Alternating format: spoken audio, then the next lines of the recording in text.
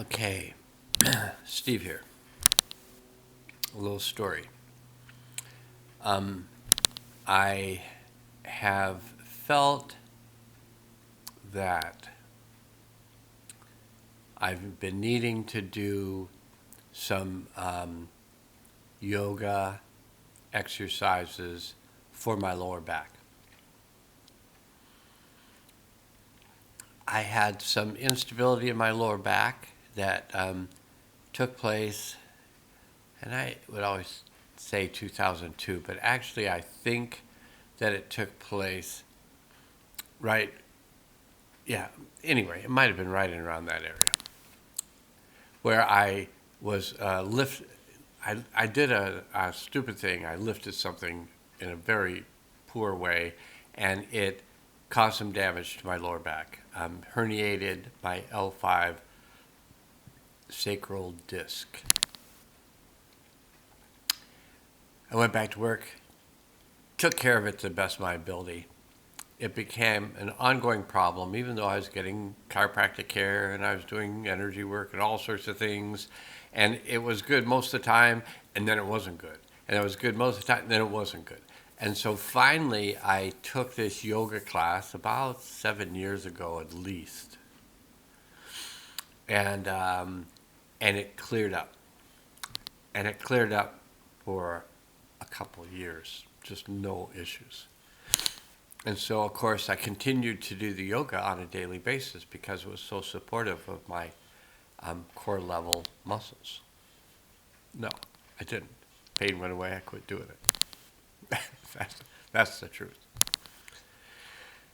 And so I did some lifting, twisting lifting, and all of a sudden symptoms came back again.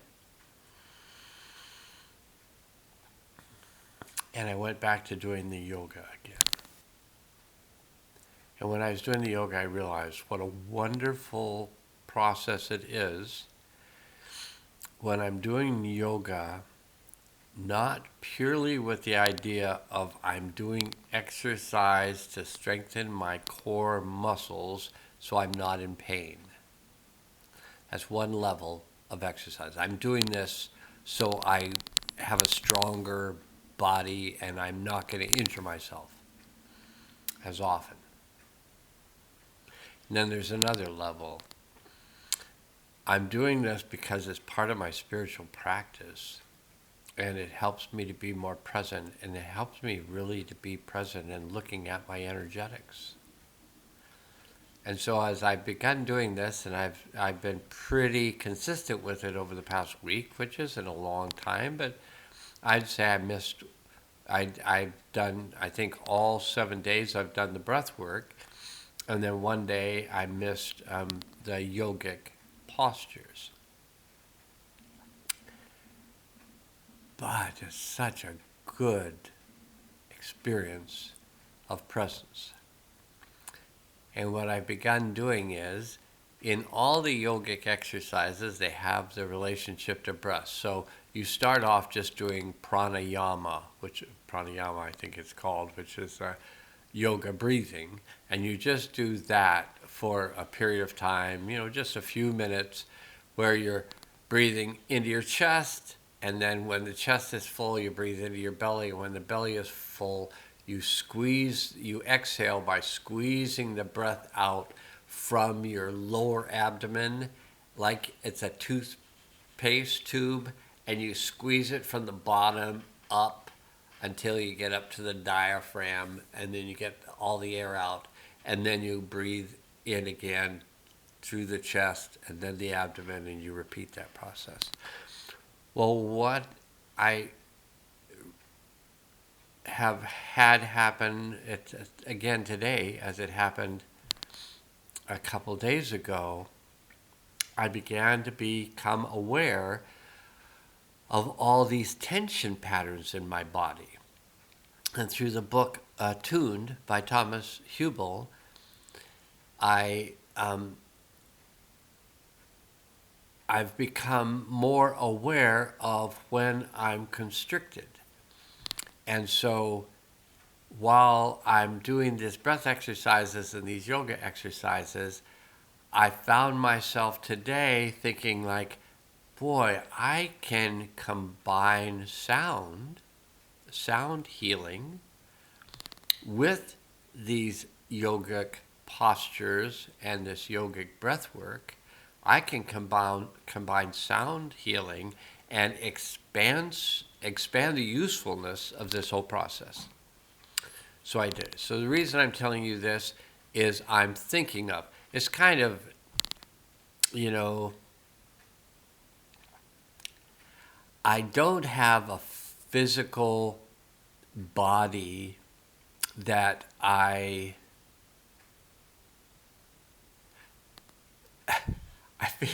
feel like I should be videotaped from here up, which I am. So when I do a video, it's this. You see the talking chest or ched.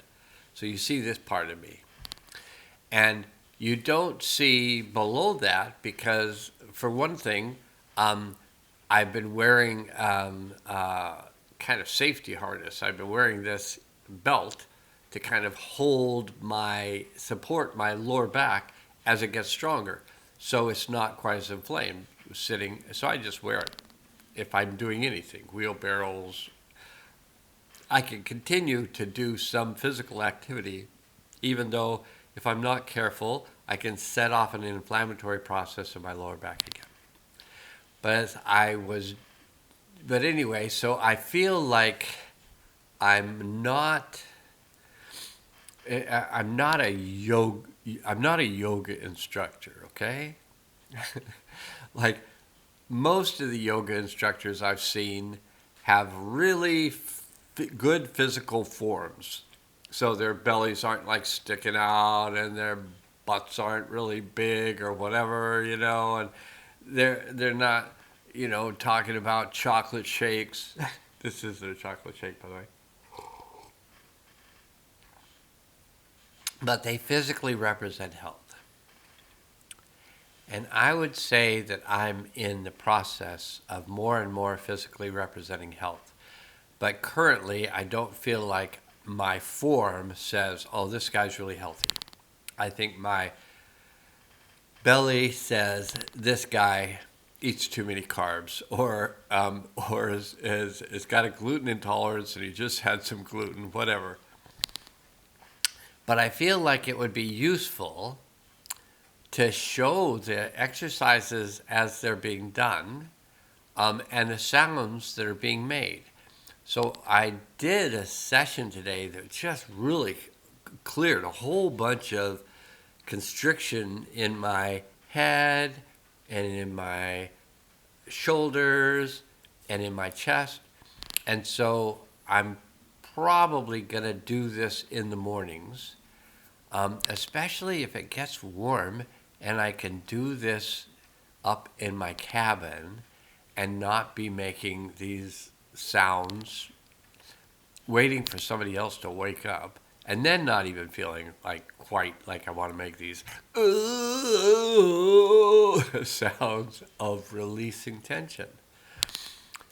So I'm looking forward to soon doing this process, and I'm looking forward to how can I be a teacher for others without taking too long to teach and without losing their interest.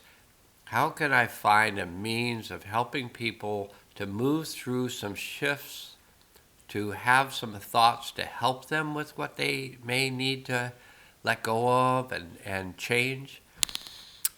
So that's going to be my focus of the next few days. Is maybe I'll make one of these videos and then just see how it goes. Okay, that's it for now. Just random thoughts.